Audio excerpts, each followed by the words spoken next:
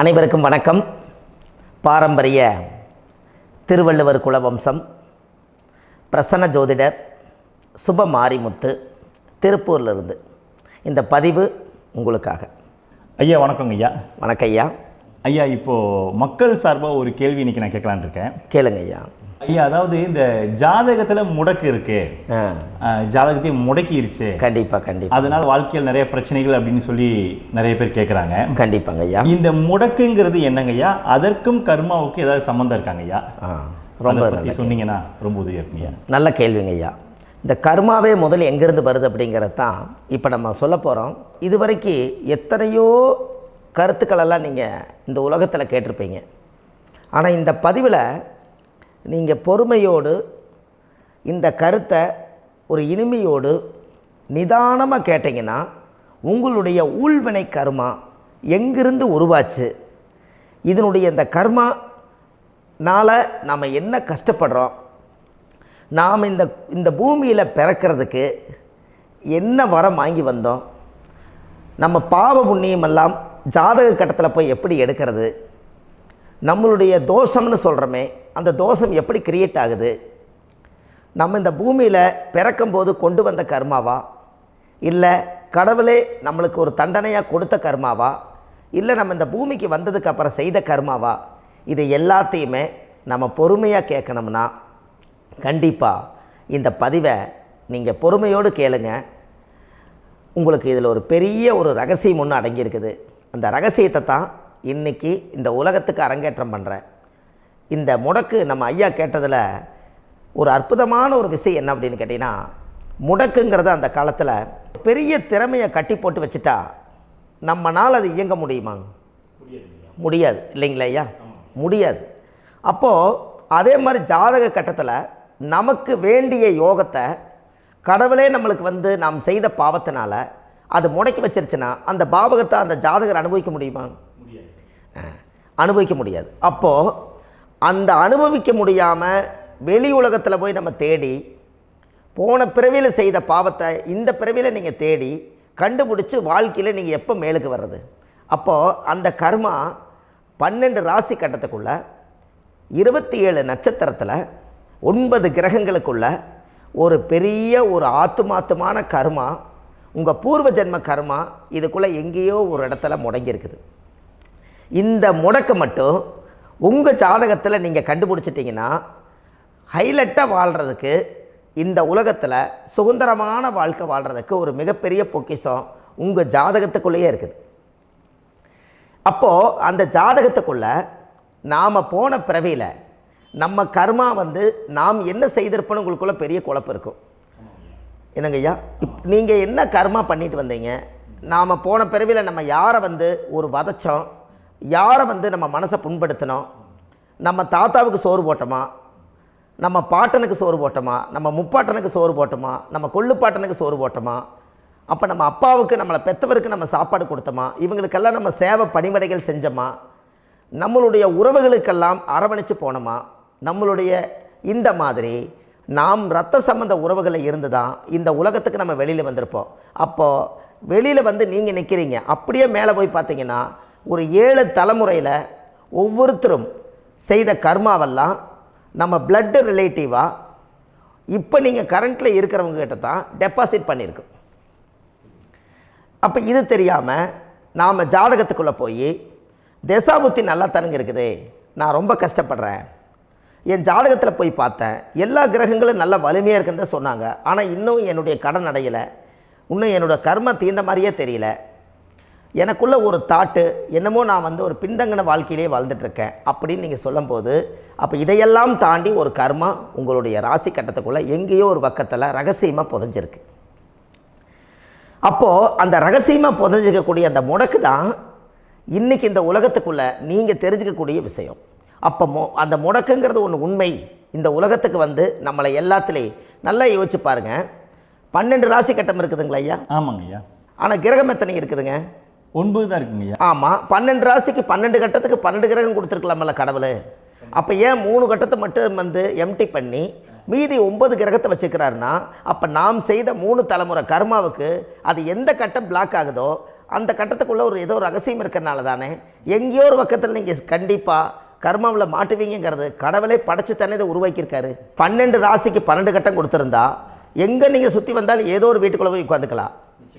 ஆனால் ஒரு வீடு சுத்தமாக இருக்குது, ஒரு வீட்டில் 4 கிரகம் இருக்குது, ஒரு வீட்டில் 3 கிரகம் இருக்குது, ஒரு வீட்டில் 5 கிரகம் இருக்குது, ஒரு 3 வீடு 4 வீடு காலியாக இருக்குது. அப்போ எங்கேயோ ஒரு ராசி கட்டத்துக்குள்ளேயே கடவுளுடைய கர்மா விளையாட்டு, அது ரகசிய விளையாட்டு தான். அப்போது இந்த இடத்துல தான் உங்கள் ஜாதகத்தில் முடக்கு இருக்குது. இந்த முடக்கை நீங்கள் எப்படியெல்லாம் அதை ஆராய்ச்சி பண்ணி கண்டுபிடிக்க முடியும் அப்படிங்கிற ஒரு விஷயத்தை தான் இன்றைக்கி நம்ம இந்த உலகத்துக்குள்ளே இதை நுழைக்க போகிறேன். இப்போ அப்பா செய்த பாவம்னு ஒன்று இருக்குமில்லங்க ஐயா, நம்ம அறியாத வயசில் தெரியாதில்ல, அப்பா செய்த பாவம்னு இருக்கும். அப்பாவுடைய சொத்து பிள்ளைக்குத்தானா, அப்பாவுடைய பாவம் பிள்ளைக்குத்தானே, என்னங்க ஐயா?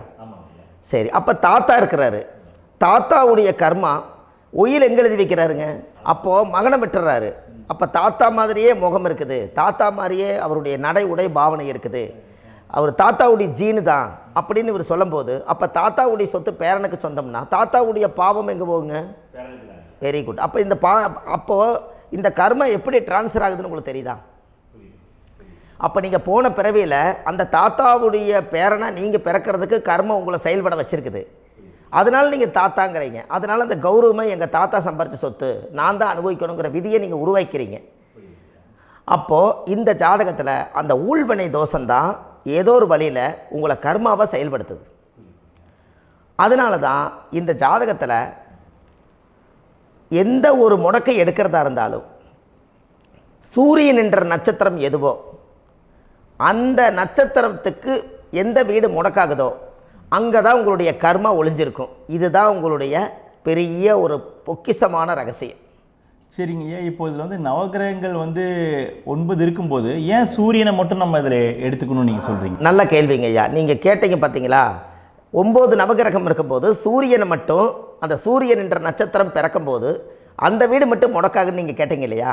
இதுதான் அற்புதமான கேள்வி. ஏன் அப்படின்னு கேட்டிங்கன்னா, சூரியன் அப்பாவோட உயிர் கரு போய் அம்மாவுடைய பனிக்கூடத்தில் கர்ப்பத்தில் வச்சு 10 மாதம் 300 நாள் சுமந்து நீங்கள் இந்த பூமிக்கு வெளியில் வரும்போது நீங்கள் என்ன பாவத்தை இவங்க விதைச்சாங்களோ அந்த கர்மாவை வாங்கிட்டு தான் நீங்கள் வெளியில் பிரசவமாகறீங்க. இதுதானே? அப்போ சூரியன் என்ற நட்சத்திரம், அந்த சூரியனுங்கிறது உயிர் கருவல்லவா, அப்பாவுடைய உயிரணுக்கள் அம்மாவுடைய கருவிக்குள்ளே போய் நாம் குழந்தை வடிவத்தில் இருந்து 300 நாள் பாவ உன்னித்த பதிவில் ஏட்டு எழுதி ஒரு ஜாதகத்தை கையில் கொடுத்து பிறந்த உடனே உங்களுக்கு ஒரு ஏட்டை பெரட்டி நீ இப்படித்தான் விதி, இனிமேல் இப்படித்தான் நீ வாழணும்னு சொல்லி உங்கள் கர்மாவை நீங்கள் கர்மாவோடு தானே வெளியில் பிறக்கிறீங்க. அப்போ சூரியன் என்ற நட்சத்திரம் தானே இந்த உலகத்துக்கு ஒரு பெரிய ஒரு மகத்துவம். இப்போ பாருங்கள், விடிய வரைக்கும் நம்ம முழிச்சிட்ருக்குறோம், காலையில் சூரிய உதயமானால் அவங்கவுங்க செயல்படுறோம். மீதி எல்லா கிரகங்களுக்குமே வெளிச்சத்தை கொடுக்கக்கூடிய சக்தி சூரியனுடைய பிம்ப ஒளிக்குத்தானே உண்டு, என்னங்க ஐயா? அதனால தான் மேசத்து உச்ச வீடுன்னு சொல்லி மேசத்தை உச்சம்னு சொல்லி சூரிய உச்சத்தை அங்கே தான் வச்சாங்க. அப்போது அந்த காலச்சக்கரத்துக்கு 5ஆம் இடம் பூர்வ புண்ணியஸ்தானத்தில் போய் சிம்மத்தில் கொண்டு போய் சூரியனை ஆட்சி வீடுன்னு வச்சாங்க. அப்போது சூரியனில் இருந்து தான் அந்த மையப்புள்ளி உருவாகுது. அப்போ உங்களுடைய ஜாதகத்தில் அந்த சூரியனாகப்பட்டவர் பிறக்கும்போது நீங்கள் உங்கள் ஜாதகத்தை நீங்கள் எடுத்துக்கங்க ஐயா. நீங்கள் இன்றைக்கே போய் கதவை திறந்து உங்கள் பெட்டியை திறந்து பீர்வாவுக்குள்ளே உங்களுடைய ஜாதகம் இருக்குது, அந்த ஜாதகத்தை எடுத்து ஜோதிடர்கிட்டையே நீங்கள் சந்தேகம் கேட்குறக்கு முன்பு நீங்களே உங்களுடைய கர்ம பற்றி தெரிஞ்சுக்கிறதுக்கு இந்த பதிவில் உங்களுக்கு ஒரு ரகசியத்தை சொல்லித்தரேன். உங்கள் ஜாதகத்தில் இப்போ இது வரைக்கும் ராசி கட்டத்தை நீங்கள் பார்த்துருப்பீங்க, ஆனால் பாதசாரம்னு ஒன்று இருக்கும் இல்லைங்களா? ராசிக்கு பாதசாரம்னு ஒன்று இருக்கும். சூரியன் என்ன நட்சத்திரத்தில் இருக்குது, சந்திரன் என்ன நட்சத்திரத்தில் இருக்குது, செவ்வாய் என்ன நட்சத்திரத்தில் இருக்குது, புதன் என்ன நட்சத்திர காலில் நிற்குது, இதெல்லாமே அந்த சாரம் இல்லாத ஜோதிடம் சோரம் போய்விடும். அதனால் அந்த சாரத்தில் நிற்கிது பார்த்தீங்களா கிரகம், அதில் இப்போ நீங்கள் உங்களுடைய ராசி கட்டத்தை ஓப்பன் பண்ணுங்கள். இதில் ராசி கட்டத்தில் சூரியன் என்ற நட்சத்திரம்னு ஒன்று இருக்கும் இல்லைங்களா? அது எதுவாக வேணாலும் இருந்துட்டு போட்டோம். அந்த நட்சத்திரம் தான் நீங்கள் பிறக்கும்போது தாயுடைய கருவறைக்குள்ள கரு உருவான நட்சத்திரமே அதுதான். புரிஞ்சுங்களா ஐயா? பிறக்கும்போது நீங்கள் அந்த கருவுடைய நட்சத்திரம் அப்பா வந்து கருவை உருவாக்கி கர்மாவை விதைச்சது அந்த சூரியன் என்ற நட்சத்திரம் தான். அந்த வீட்டுக்கு தான் இந்த ராசி கட்டத்தில் உங்களுக்கு முடக்கு உருவாகுது. புரிஞ்சுங்களா ஐயா? அப்போது ஒரு ஜாதகத்தில் சூரியன் என்ற நட்சத்திரம் எதுவோ அதுதான் உங்களுடைய கர்மா நட்சத்திரம். இப்போ நம்ம பிறக்காதுக்கு முன்னாடி அப்பா கட்டத்தில் அந்த கர்மா டெபாசிட் ஆகிருக்கும். அதை ட்ரான்ஸ்ஃபர் எப்படி பண்ணுறாரு? அவருக்கு ஒரு கல்யாணம் வச்சு அவர் குடும்ப வாழ்க்கையில் வாழ்ந்து நம்மளோட உயிர் கருவை கொண்டு போய் ஊராம் பொண்ணை கல்யாணம் பண்ணி பொண்டாட்டின்னு எடுத்துக்கொண்டு அந்த பொண்டாட்டிங்கிற உரிமையாகி இவருடைய உயிர் கரு உருவாகி வாரிசுகள் வெளியில் வருது. அதானங்க ஐயா? அப்போது அந்த சூரியன் என்ற நட்சத்திரம் தான் இந்த உலகத்தில் ஒரு பிரம்மாண்டமான நட்சத்திரம். இந்த நட்சத்திரம் உங்கள் மனசுக்குள்ளே ஏதாவது இருந்துச்சுன்னா உங்கள் வீட்டில் ஏதாவது ஒரு நல்ல விஷயங்கள் நீங்கள் பண்ணுறதா இருந்தால் அந்த கர்மா நட்சத்திரம் சூரியனுடைய நட்சத்திரம் இருக்குது பார்த்தீங்களா, அந்த நட்சத்திரத்தில் எந்த ஒரு சேவைகளும் செய்யக்கூடாது. அதுதான் கர்மா. அதை போய் நீங்கள் ஆக்டிவேட் பண்ணி விட்டீங்கன்னா அது முன்னோர்களை வந்து நீங்கள் வந்து தொந்தரவு பண்ண மாதிரி. அந்த கர்ம நட்சத்திரம் தான் உங்கள் வாழ்க்கையில் அது புதஞ்சிருக்கிறதா. இப்போ குழந்தை பிறந்தாலோ சீர் சீமந்தங்கள் நீங்கள் செய்கிறதாலோ கல்யாணம் முக்கிறதுனாலோ உங்கள் ஜென்ம நட்சத்திரத்தன்னைக்கு கல்யாணம் பண்ண வேண்டாம்னு சொல்லிக்கிறாங்கல்லங்க. உங்களுக்கு ஜென்ம நட்சத்திரத்துக்கு முன்னாடி உங்களை உருவாக்குன நட்சத்திரம் தான் ஜென்ம நட்சத்திரம். அப்போ சூரியன் என்ற நட்சத்திரம் அப்பாவுடைய ஜென்ம நட்சத்திரமாக அந்த ஊழ்வினை கர்மம் செயல்படுது. அப்போ அந்த முடக்கு யார் வழியில் வந்தது? முன்னோர்கள் வழியில் வந்தது. முன்னோர்கள் கட்டி வச்சது யாரைய? குலதெய்வத்தை. அப்போ அந்த குலதெய்வத்தை போய் சாமிக்கு போய் வீடு வாசல்லாம் வலித்து குலதெய்வத்தை போய் தேங்காய் பழம் பூ மாலை கல்கண்டு வாங்கி அர்ச்சனை பண்ணி ஒரு அன்னதானம் ஒன்று பண்ணிவிட்டு சாமிக்கு பொங்கல் வச்சு நைவேத்தியம் பண்ணிவிட்டு உங்கள் ஜாதகத்தை வச்சு பூஜை பண்ணிவிட்டு வாங்க. அதுக்கப்புறம் தான் உங்கள் கர்மாவை கண்டுபிடிக்கிறதுக்கு வழியே பிறக்கும். குலதெய்வத்தை வணங்காமல் கோவிந்தா கோவிந்தா என்று பல தெய்வத்தை வணங்கினாலும் பலனொன்றும் இல்லைன்னு அந்த காலத்தில் முன்னோர்கள் சொல்லி வச்சுக்கிறாங்களா இல்லைங்களா? அதனால் கண்டிப்பாக அதை கண்டுபிடிச்சி நீங்கள் அதுக்கு ஒரு நைவேத்தியம் பண்ணால் மட்டும்தான் முதல்ல உங்கள் 5ஆம் பாவம் முன்னோர்கள் அது வேலை செய்யும். குலதெய்வ ஆலயத்துக்கு போயிட்டு வாங்க.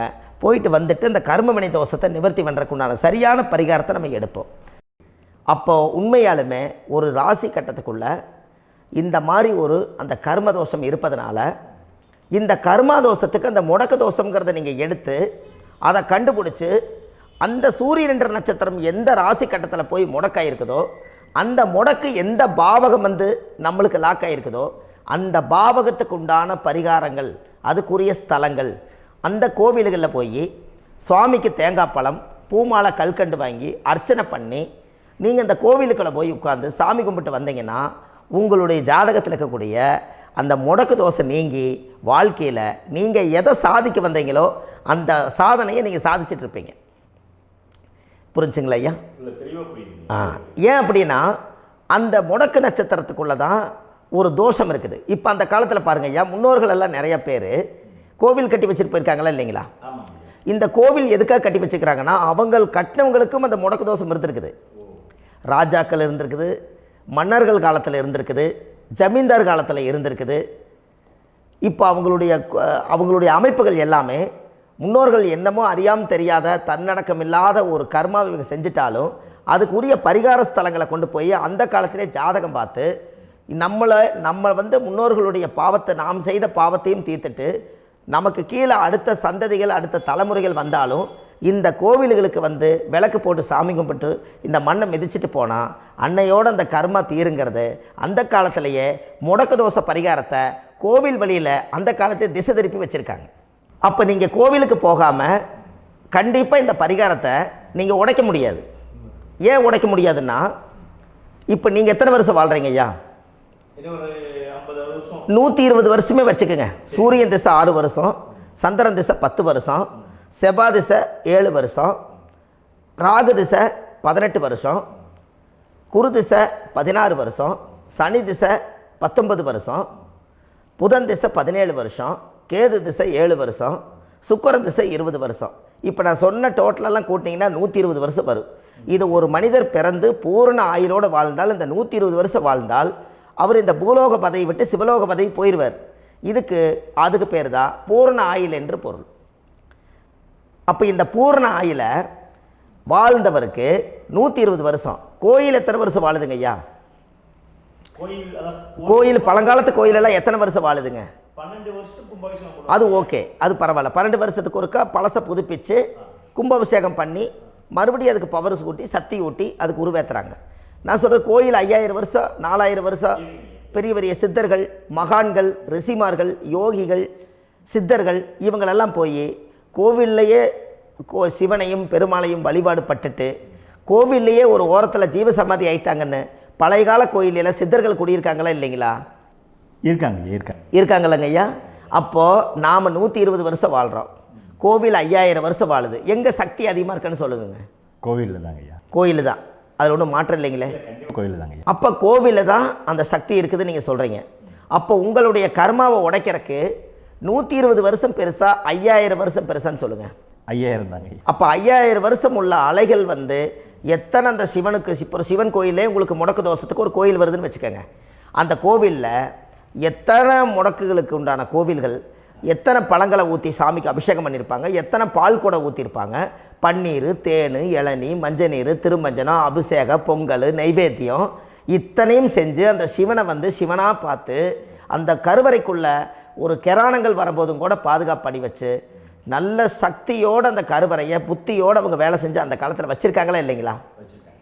அப்போது நம்ம வீட்டை அவ்வளோ சுத்தமாக வச்சுருக்க முடியுமா? என்னதான் வாஸ்து இருந்தாலும் முடியாது இல்லைங்களா? அப்போது அவ்வளவு ஒரு பவர்ஃபுல்லான கோவில் அந்த முடக்கு தோஷத்துக்குள்ளே ரகசியமாக அந்த கோயில் அடங்கியிருக்குது. உங்கள் ஜாதகத்துக்குள்ளே உண்மையாலுமே ஊழ்வினை கோயில், கர்மவினை கோயில் அதுக்குள்ளே இருக்குது. அந்த ஜாதகத்தை கணிச்சு பார்த்தா கரெக்டாக உங்களுடைய ஜாதகத்தில் அப்பாவுடைய கருவறையிலேருந்து உயிர் உருவாகிற நேரத்தில் இருந்து இப்போ வரைக்கும் நீங்கள் கரண்ட்டில் வாழ வரைக்கும் அந்த கர்ம கூட வர்றதை ஒரே ஒரு இடத்துல போனால் மட்டும்தான் விட்டுட்டு வர முடியும். அது எந்த வீடு அப்படின்னு கேட்டால் உங்களுக்கு அப்பாவுடைய கர்மா வழியில் போய் அந்த கோவில் பழையகால கோயில், பழையகால தெய்வங்கள், அந்த கோவில் தான் உங்கள் ஜாதகத்துக்குள்ள ரகசியமாக இருக்கும்.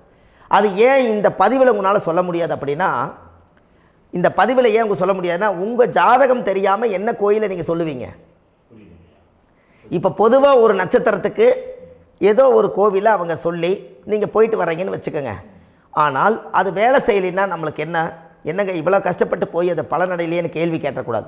உங்கள் ஜாதகத்தை நீங்கள் கொண்டாங்க, உங்கள் டேட் ஆஃப் பர்த் டயத்தை போட்டு ஜாதகத்தை கணிச்சு நீங்கள் சூரியன் என்ற நட்சத்திரத்துக்கு உங்களுடைய கர்மவினை கோவில் யார், உங்களுடைய முடக்கு யார், ஊழ்வனை தோஷத்துக்கு உண்டானவர் யார், தாய் வழி கர்மா யார், தந்தை வழி கர்மா எது, நீங்கள் பிறக்கும்போது வந்த கர்மா என்ன, இது எல்லாம் கணிக்காமல் பொதுவாக ஒரு கோயிலில் போய் நீங்கள் பாட்டுக்கு சாமி கும்பிட்டு வந்தால் பலன் எப்படி கிடைக்கும்? கண்டிப்பாக கிடைக்காதுங்க ஐயா. என்னங்க ஐயா? அது தெரிஞ்சு பண்ணாதான் சரியா? ஒரு டாக்டர்கிட்ட போகிறீங்க, என்னை அப்படியே ஸ்கேன் பண்ணி ஒரே ஒரு மாத்திரை கொடுங்கன்னு கேட்டால் டாக்டர் கொடுப்பாருங்களா? அவர் என்ன பிரச்சனை இருக்குதோ அதை முதல்ல கண்டுபிடிச்சி ஸ்கேன் பண்ணி பார்த்து ரிப்போர்ட் எடுத்து அது மூலியமாக தான் கொஞ்சம் எடுத்து ஐயா உங்களுக்கு இந்த பிரச்சனை, இதுக்கு தீர்வுக்கு இதுக்குண்டான மெடிசன், இது இப்படித்தான் சாப்பிடணும்னு அது முறையாக சொல்லி அந்த உயிர் வாழ வைக்கிறாரு டாக்டர். அவர் ஒரு தெய்வ வடிவத்தில். கரெக்டுங்களா ஐயா? அப்போ உங்களோட கர்மா எங்கே செயல்படுது அப்படின்னா, இந்த முடக்க நீங்கள் இந்த பதிவில் தெரிஞ்சுக்கங்க. அதுக்குரிய நட்சத்திரம் என்னன்னு தெரிஞ்சு வச்சுங்க. உங்கள் ஜாதகத்தில் சூரியன் என்ற நட்சத்திரத்தை எடுத்துக்கங்க. அந்த வீட்டுக்கு முடக்க இந்த பதிவில் எந்த வீடு லாக் ஆகிருக்குதுங்கிறத நான் உங்களுக்கு இந்த வீட்டில் சொல்கிறேன். அந்த வீட்டு நீங்கள் பாருங்கள், உங்களுடைய லக்கணத்துக்கு அது எந்த வீடு. இப்போ லக்கணத்துக்கு ஒரு 7வது வீடுன்னே வச்சுக்கோங்க. அப்போ லக்கணத்துக்கு 7வது வீடே முடக்கு. அப்படி ஒரு முடக்கு ஆகிப்போச்சுன்னா ஒரு ஜாதகத்தில் லக்கணம் தான் 1, 7ஆம் இடம்ங்கிறது மனைவி ஸ்தானம். ஒரு ஆணுடைய ஜாதகத்துக்கு 7ஆம் இடம் தான் மனைவி. அவருக்கு நல்ல மனைவி அமையாமல் ஆடம்பரம் இருந்தும் வீடு அரண்மனை மாதிரி இருந்தும் அந்த மனைவியை ஒரு சந்தோஷமாக அவர் அனுபவிக்க முடியாது. புரிஞ்சுங்களா ஐயா? சந்தோஷமாக அனுபவிக்க முடியாது. ஏன் அப்படி? 7ஆம் இடத்துல தான் அவரோட கர்மா உட்கார்ந்துருக்குது. கரெக்டாக சொன்னீங்க. 7ஆம் இடத்துல தான் அந்த கர்மா உட்கார்ந்துருக்குது. அப்போ அந்த 7ஆம் இடத்துல இருக்கக்கூடிய அந்த கர்மா போன பிறவியில் நீ மனைவிக்கு சோறு போடாமல் மனைவியை கட்டி வச்சு அடிக்கிறதும், மனைவியை துன்புறுத்துறதும், அந்த மனைவி இருக்கவே இன்னொரு வாழ்க்கைக்குள்ளே போகிறதும், இங்கே வாழ வேண்டிய தாம்பத்திய சந்தோஷத்தை கொண்டு போய் இன்னொரு இடத்துல கொடுக்கறதும், தெரிஞ்சிருந்தே நம்மளுடைய மனசுக்குள்ளே திருடுத்தனமாக வாழ்கிறதும், இது எல்லா கர்மாவும் போன பிறவியில் நாம் செய்த ஊழ்வினை கர்மா தான் உங்கள் ஜாதகத்தில் 7ஆம் இடம் முடக்கு. அப்போ அந்த 7ஆம் இடம் முடக்கா இருந்துச்சுன்னா கண்டிப்பாக உங்கள் ஜாதகத்தில் நீங்கள் என்ன அனுபவிச்சிட முடியும்? நல்ல நண்பர்கள் கிடைக்க மாட்டாங்க, நல்ல ஒரு பார்ட்னர்ஷிப் அமையாது, நல்ல ஒரு நட்பு வட்டங்களில் எதையும் அனுபவிக்க விடாது, ஒரு அங்கீகாரமான உறவுகளில் போய் நம்ம ஸ்ட்ராங்காக நிற்க முடியாது. 7ஆம் இடம் என்பது தாம்பத்திய வாழ்க்கை, பூர்த்தி இல்லாத வாழ்க்கையாக இருக்கும். இப்படியெல்லாம் அந்த ஜாதகத்தில் ஒரு பொதுவாக ஒரு ஜாதகத்தில் 7ஆம் பாவம் முடக்காயிட்டால் இந்த கர்மாவை அவர் அனுபவிச்சுக்கிட்டே இருப்பார். இது எப்போத்தான் அதுக்கு ஒரு தீர்வு வேணுங்கய்யா? அந்த கோயில் எதுன்னு நீங்கள் கரெக்டாக சொன்னீங்க. இப்போ இது மனிதனால் செயல்படுது. மனிதர்கள் தான் கோயிலை கட்டி வச்சாங்க. தெய்வத்தை விட ஒரு காலத்தில் மனிதர்களுக்கு மகிமை ஜாஸ்தி. ஏன்னா சாதாரண ஒரு மண் பூமியாக இருந்த இடத்த மனிதர்கள் தான் கோயில் கட்டி ஒரு மகிமைப்படுத்தி புண்ணியம் பண்ணி வச்சாங்க. மனிதர்களுக்கு சக்தி அதிகம்தான், ஆனால் பிரபஞ்சத்துக்கு அதை விட சக்தி அதிகம் அல்லவா? ஐயா, நீங்கள் கோவிலுக்கு போய் அந்த கர்மா உடைக்கிறதுக்கு கோவிலில் சக்தி இருக்குது, ரைட்டு. ஆனால் நம்ம வீட்டுக்கும் கோயிலுக்கும் ஒரு மிகப்பெரிய தொடர்பு என்னென்னா, அந்த கோயில் கட்டுறவங்க எல்லாமே பழைய காலத்து கோயிலெல்லாம் பாருங்கள், பஞ்சபூதத்தை வச்சு கட்டியிருப்பாங்க. பஞ்சபூதத்தை வச்சு தான் கட்டுவாங்க கோயில். அது உங்களுக்கு தெரியணும் இல்லைங்களா? பஞ்சபூதம்னா நீர், நெருப்பு, காற்று, பூமி, ஆகாயம். இந்த பஞ்சபூதத்தினுடைய சக்திகள் எல்லாம் ஒரே நேர்கோட்டுக்கு என்னைக்கு வருதோ அன்னைக்கு தான் அந்த கோவிலுடைய பாலக்கால் போட்டு 1000-2000 வருஷம் நிலச்சி நிற்கிறது. காரணம், இந்த பிரபஞ்சத்தில் பஞ்சபூதம் எப்படி நிலச்சி நிற்குதோ அதுபோல் 5000 வருஷம் நிற்கிறதுக்கு அந்த பஞ்சபூத சக்தி வச்சு தான் சாமி சிலையை பிரதிஷ்டை பண்ணி வச்சுருப்பாங்க. அதனால தான் இந்த கோயில்கள் எல்லாம் 5000 வருஷமாயும் எத்தனையோ கிராணங்களை எல்லாம் தப்பிச்சிருக்கிறதுக்கு காரணம். அப்பேற்பட்ட புண்ணிய ஸ்தலம் உங்களுக்கு எதுன்னு தெரியணும் அல்லவா? என்னங்க ஐயா? அப்பேற்பட்ட புண்ணிய ஸ்தலம் உங்களுக்கு எதுன்னு தெரிஞ்சால் தானே நீங்கள் போய் செய்ய முடியும், இல்லாட்டி கண்டிப்பாக தெரியாது. அப்போ இந்த முடக்கு தோஷத்தை கடவுள்கிட்ட கொண்டு போய் ஒப்படைக்கணும். நாம் பிறக்கும் போது கொண்டு வந்த கர்மாவை நாம் இருக்கும் காலத்தில் கொண்டு போய் இந்த கர்மாவை சுத்தப்படுத்தி, நீங்கள் பாவ ஆத்மாவை இந்த பூமியில் பிறந்து பூலோகத்தில் எல்லா புண்ணியத்தையும் செஞ்சுட்டு இந்த பூலோகத்தை விட்டு நீங்கள் போகும்போது புனித ஆத்மாவாக போகணுன்னா உங்கள் கர்மாவை கொண்டுட்டு போகாதீங்க, கர்மாவை நிவர்த்தி செய்யுங்க. என்னங்க ஐயா? அப்போ கர்மாவை சுத்தப்படுத்துங்க. கர்மாவை சுத்தப்படுத்திட்டு உங்களுக்கு பிறக்கிற குழந்தைகளுக்கு அந்த கர்மாவை டிரான்ஸ்ஃபர் பண்ணாமல் உங்களோட நில் பண்ணுங்க. ஒரு உதாரணம் சொல்லட்டுங்களா ஐயா? ஒரு காந்தம் ஒன்று இருக்குது இல்லைங்களா? ஒரு காந்தம்ங்கிறது ஒரு தாத்தாவாக வச்சுக்கோங்க. ஒரு இரும்பை கொண்டு போய் வச்சா ஒட்டு மோட்டாதா? அப்போ ஒட்டுனோடனே காந்தம்ங்கிறது தாத்தா, அவருக்கு பிறந்த வாரிசுக்கு அந்த கர்ம டிரான்ஸ்ஃபர் ஆயிருமா? சரி, இன்னொரு இரும்பை கொண்டு போய் வைங்க, ஒட்டு மோட்டாதா? அப்போ அது பேரனுக்கு வைங்க, பேரனுக்கு வந்துருச்சு அந்த கர்மா. இன்னொரு இரும்பை கொண்டு போய் வைங்க, அந்த காந்தத்துக்கு நேர் இன்னொன்று வைங்க, ஒட்டு மோட்டாதா? அப்போ அதை கொண்டு போய் நம்ம கொள்ளு பேரனுக்கு வைங்க. இப்படியே டிரான்ஸ்ஃபர் ஆகி தலைமுறையாக இந்த கர்மா தொடர்ந்துக்கிட்டே இருக்குது. இந்த இடத்துல கொண்டு போய் காந்தத்துக்கு இரும்பு ஒட்டிகிட்டே இருக்குதுல்ல, இந்த இடத்துல ஒரு மரக்கட்டை செஞ்சு கொண்டு போய் கரெக்டாக வச்சுக்கினே போட்டுமா? அந்த மரக்கட்டையை கொண்டு போய் வைக்கிறவர் யார்? மரக்கட்டை வச்சுட்டு அடுத்த வாரிசு புனிதமாக பிறந்துட்டு அந்த மேலே இருக்கிற கர்மாலாம் இந்த அடுத்த இதுக்கு வராதில்ல. இதுதாங்க ஐயா கர்மா. தொடர்ந்து வரக்கூடிய கர்மாவை அதை நில் பண்ணணுங்கிறதுக்கு பேர் தான் இந்த உதாரணத்தை சொன்னவங்களுக்கு. அப்போ நாம் இந்த பூலோகத்தில் நம்ம ஒரு தாயுடைய கருவறையில் இருந்து தொப்புள் கொடி அறுக்கும் நேரம் நாம் என்ன கர்மாவை வாங்கி வந்திருந்தாலும் அதையெல்லாம் ஆராய்ச்சி செய்து ஜாதகத்தில் முழுமையாக கண்டுபிடிச்சி ஒரு காலம் இல்லைனாலும் ஒரு காலம் நம்ம நல்லா இருக்கிறதுக்காக, நம்ம வாரிசுகள் எல்லாம் நலமடைஞ்சு வளமடைஞ்சு வர்றதுக்காக இந்த கர்மா தோஷத்தை கரெக்டாக கண்டுபிடிச்சி சரியான கோவிலுக்கு போய் நீங்கள் கர்மாவை நிவர்த்தி பண்ணி அங்கே பூஜை புனஸ்தானங்கள், சகசரநாம பூஜைகள், ஓமங்கள், வழிபாடுகள் இதெல்லாம் நீங்கள் செஞ்சு உங்களுடைய பாவத்தை எல்லாம் கழித்து உங்கள் ஜாதகத்தவே யோகமாக மாற்ற முடியும். கண்டிப்பாக மாற்ற முடியும். ஏன்னா நம்ம யாரை நம்பி செய்கிறோம்? சரியான கடவுள்கிட்ட வழிகாமிக்க போகிறோம். அப்போ கடவுள் பொய்யாயிருவாரா? ஐயா நம்ம அதாவது அந்த காலத்தை சொல்லுவாங்க, சத்தியுள்ள சாமி கும்பிட்டு புத்தி உள்ள உள்ளே பெக்கணும்னு சொன்னாங்க. 16 வதபதன்னு பெக்கலை, எல்லாம் அறிவோடு பெற்றாங்க. அதனால் எல்லாமே தாய் தந்தைகள் பேச்சை கேட்டாங்க. அன்றைக்கி எல்லாருமே தாய் தந்தைகளுக்கு தூணாக நின்னாங்க. அப்போ அந்த காலத்தில் சத்தியுள்ள சாமி கும்பிட்டு புத்தி உள்ள உள்ளே பெக்கணும்னு சொல்லி அன்றைக்கி அறிவோடு பெற்று இந்த கர்மாவை ஆளுக்கு ஒரு கர்மாவை டிரான்ஸ்ஃபரை பிரித்து எல்லாரும் சுத்தப்படுத்தினாங்க.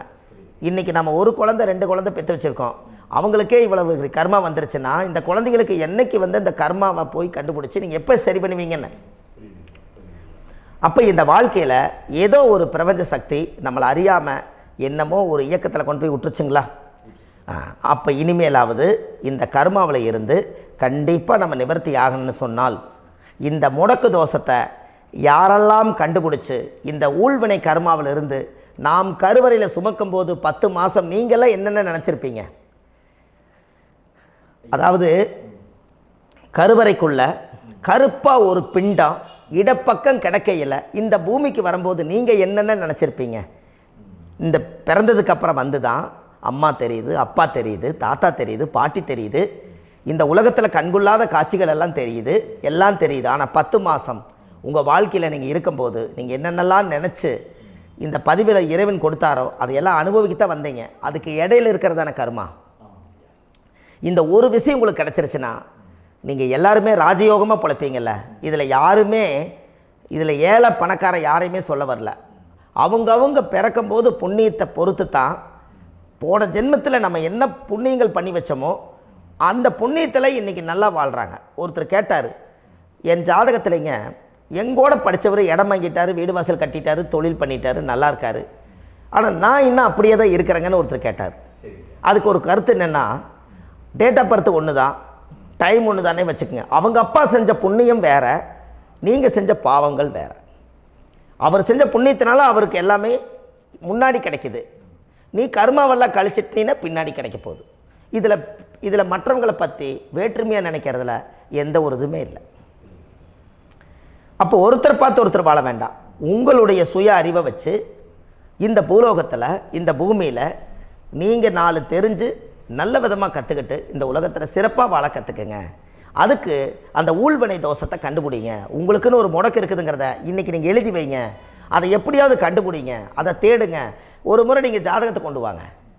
அந்த ஜாதகத்தை கொண்டு வந்து உங்கள் பாவகத்தில் எத்தனாம் பாவம் முடக்காயிருக்குதுன்னு பாருங்கள்.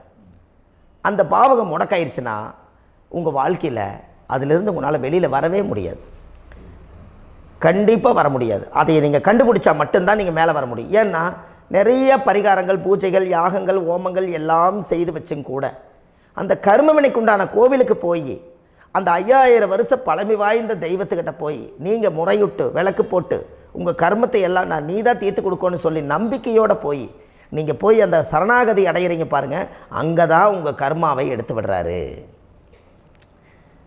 அப்போ இந்த ரகசியம் உங்களுக்கு வேணுமல்லவா? அப்போ உங்கள் ஜாதகத்தில் எங்கே முடங்கி அதுக்குரிய கோவில்கள் எல்லாம் என்ன, அதுக்கு தான பரிகாரம் என்ன, அதுக்கு நீர் பரிகாரம் என்ன, யாத்திரை பரிகாரங்கள் என்ன, நீங்கள் வீட்டில் இருந்தே செயல்படுத்தக்கூடிய பரிகாரங்கள் என்ன, பரிகாரம் கோவிலுக்கு போய்த்தான் நடக்குமா, இல்லை நாம் வீட்டில் வச்சு வணங்குறதுனால நடக்குமா, நாம் செய்யக்கூடிய தர்ம பரிகாரங்கள் என்ன, தான பரிகாரங்கள் என்ன, இப்படி பல விதமாக இருக்கிறனால உங்கள் ஜாதகத்துக்கு எந்த மாதிரி பரிகாரம் கனெக்ட் ஆகுதுங்கிறது தெரியணும். இது தெரியாமல் கண்டிப்பாக உங்களால் செயல்படுத்துறது ரொம்ப கஷ்டம்.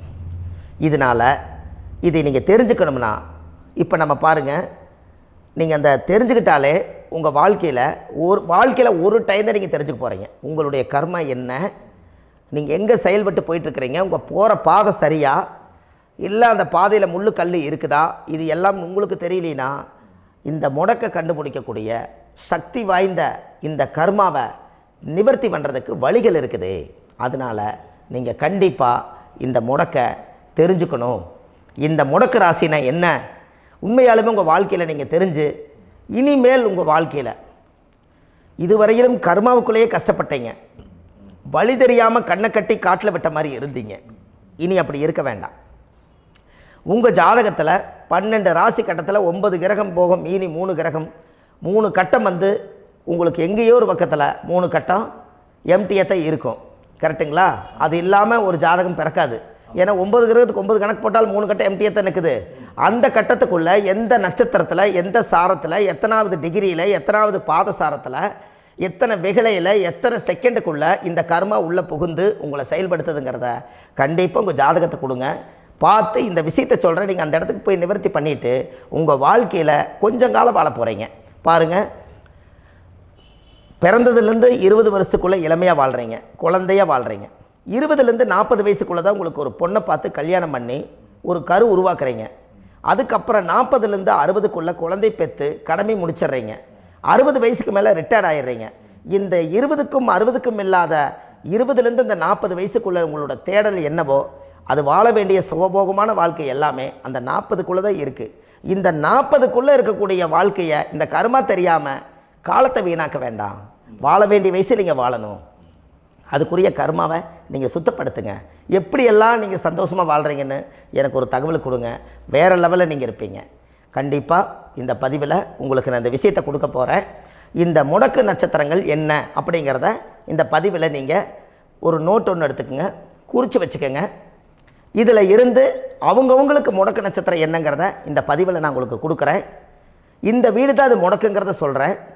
இதையெல்லாம் நீங்கள் தெரிஞ்சு உங்கள் ஜாதகத்தவே நீங்கள் முடக்கு எடுத்து கண்டிப்பாக உங்கள் வாழ்க்கையில் நீங்கள் நல்லா இருப்பீங்க. அதுக்கு ஒரு நோட் எடுத்து வச்சுக்கோங்க. இது வரைக்கும் கர்மாவை பற்றி நம்ம பேசினோம்.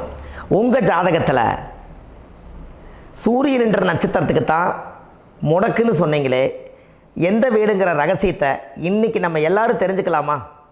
இத்தனை காலமாக நீங்கள் தெரிஞ்சுக்காத ஒரு ரகசியத்தை இன்றைக்கி உங்கள் ஜாதக கட்டத்தில் நீங்களே முடக்க கண்டுபிடிச்சி அதுக்குண்டான பலனை தேட போகிறீங்க.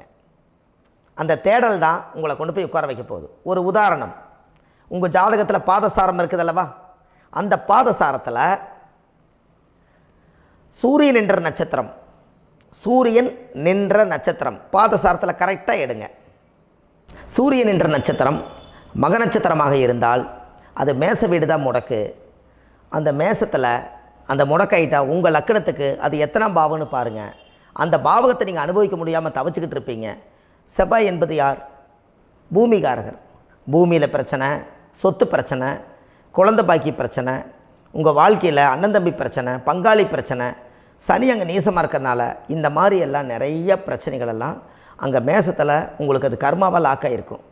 அது சட்டச்சிக்கல் பிரச்சனை. செவ்வாய் என்பது போலீஸு, சட்டம், இது எல்லாமே இருக்கும். அப்போ அதையெல்லாம் நீங்கள் சுத்தப்படுத்தினா தானே நீங்கள் நல்லா இருக்க முடியும். அப்போ கண்டிப்பாக ஒரு முறை உங்களுடைய லக்கணத்துக்கு இந்த பாவகம் முடங்கி போனதுனால தான் இதெல்லாம் நீங்கள் அனுபவிக்க முடியாமல் ரொம்ப கஷ்டப்படுறீங்க. கண்டிப்பாக இது எல்லாம் கண்டுபிடிங்க. அதுக்கு சரியான பரிகாரத்தை நம்ம எடுப்போம். இப்போ மக நட்சத்திரத்தை இவ்வளவு நேரம் நீங்கள் கேட்டிருந்தீங்க. மக நட்சத்திரத்தினுடைய பதிவு முடிஞ்சு அடுத்த பதிவில் பூர நட்சத்திரத்தை பற்றி நீங்கள் முழுமையாக பார்க்கலாம். நம்ம ஆன்லைன்லேயே ஜாதகம் பார்க்குறோம். உங்கள் date of birth, time, place கொடுத்தீங்கன்னா போதும். உங்களுக்கு ஜாதகத்தை கணிச்சு ஃபோன்லேயே உங்களுக்கு கர்ம ராசி கண்டுபிடிச்சி உங்களுக்கு உண்டான கர்ம பரிகாரத்தை சொல்லி உங்கள் வாழ்க்கையில் ஒரு வெளிச்சத்துக்கு கொண்டு வர்றதுக்கு என்றைக்கும் உங்களுக்கு உறுதுணையாக இருப்பேன். நீங்கள் கண்டிப்பாக இந்த பதிவுகள் எல்லாம் இது உங்களுக்காகத்தான். இது அதிகாலை நேரத்தில் பிரம்ம முகூர்த்தத்தில் இந்த பதிவை உங்களுக்கு முழுமையாக சமர்ப்பணம் பண்ணுறேன். இதை இதை வழி நடத்தி இதைய எப்படியெல்லாம் இந்த முடக்கை கண்டுபிடிச்சி இப்படியெல்லாம் பேச வச்சு அழகு பார்க்க நம்ம முன்னோர்களுடைய ஆசீர்வாதமும் இந்த முடக்கை கண்டுபிடிச்ச குருமார்களும் அவங்களுடைய குடும்ப பாரம்பரிய வம்சாவளிகளும் எல்லாருமே நல்லா இருக்கணும். அதுக்காக இந்த நேரத்தில் நான் அடியேன் சுப மாரிமுத்தாக இருந்து திருப்பூர்லேருந்து இந்த பதிவை உங்களுக்கு நான் கொடுக்குறேன். கண்டிப்பாக இந்த முடக்கு கோயிலுக்கு, இந்த முடக்கு தோஷத்துக்கு உண்மையான பரிகாரங்கள், எளிமையான பரிகாரங்கள் நீங்களே வாழ்க்கையில் செஞ்சு ஆதிகால பரிகாரங்கள் உங்கள் மனசுக்குள்ளே இருக்குது. அதை செயல்படுத்தினா மட்டும் போதும், வாழ்க்கை எங்கேயோ போயிடும். கண்டிப்பாக ஒரு முறை உங்கள் ஜாதகத்தை அனுப்பி வைங்க, உங்களுக்கு நான் பார்த்து பலன் சொல்கிறேன். இன்றைக்கி நான் கொடுத்த பதிவுகள் எல்லாம் உங்களுக்கு ரொம்ப பயனுள்ளதாக இருந்திருக்கும். உங்களுக்கு இது வரைக்கும் எத்தனையோ கர்ம வினைகளை பற்றி தெரியாமல் இருந்திருப்பீங்க. இந்த பதிவில் நிறைய கேட்டு தெரிஞ்சுக்கிட்டீங்க.